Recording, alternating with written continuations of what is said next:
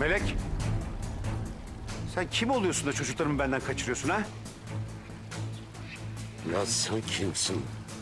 Benim evime destursuz girsin. Ben çocuklarımı almaya geldim. Alpay bir dakika. Bir dakika dur konuşalım. Sen hangi akla hizmet çocukları benden kaçırıyorsun ha? Kerem nerede? Alpay bir dakika dur konuşalım. Benim konuşacak bir şeyim yok seninle. Kerem nerede ya? Kerem! Alpay bir konuşalım. Ya bırak Allah aşkına, seninle ne konuşacağım ben ya? Ay ne olursun dur. Kerem nerede diyorum sana? Çocuklara sahip çıkamadın değil mi? Tamam hadi çıkalım konuşalım. Anlatacağım. Anlatacağım. Gel oğlum. Gel. Biraz sonra gideceğiz. Abini bulacağız, gideceğiz, tamam mı? Hadi kızım gel. Kardeşini bulacağız, doğru evimize gideceğiz. Gel diyorum. Alpay Hadi. çıkalım ben sana anlatacağım. Alpay. Gelsene buraya ya. Ölürüm de çocukları Almanya'ya göndermem. Sana mı soracağım? Anlama! Kime nasıl ne soracaksan çık dışarı sor.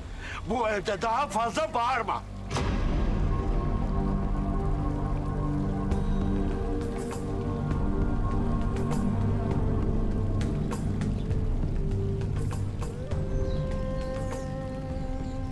Bu iş burada bitmez. Bunun hesabını vereceksiniz hepiniz. Bu iş daha burada bitmedi. Sen istediğin cehenneme git. Çocuklarımı götüremezsin. Ya yeter mi? Bana bak. Senin o kadına kalkan elini kırarım. Canını da buraya gömer.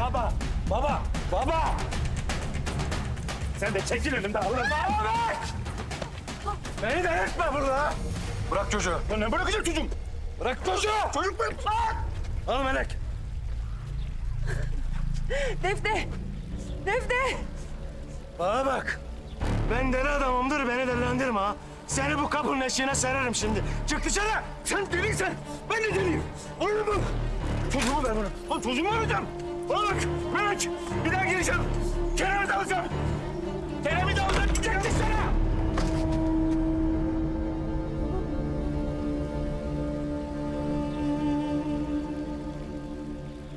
Geldiğin gibi çatımın altında huzur bırakmadın.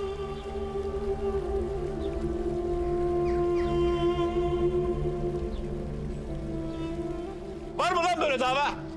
He? 20 yıldır yoksunuz. Hayırdır? Çocuklarımı da vermiyorsunuz. Bana bak adam. Serseri konuşup bağırıp durma konağın önünde. Madem baba oğlun git çocuklarını kendin bul ha. Delirtme beni. Bulacağım. Bunun da hesabını soracağım. Lan yürü git.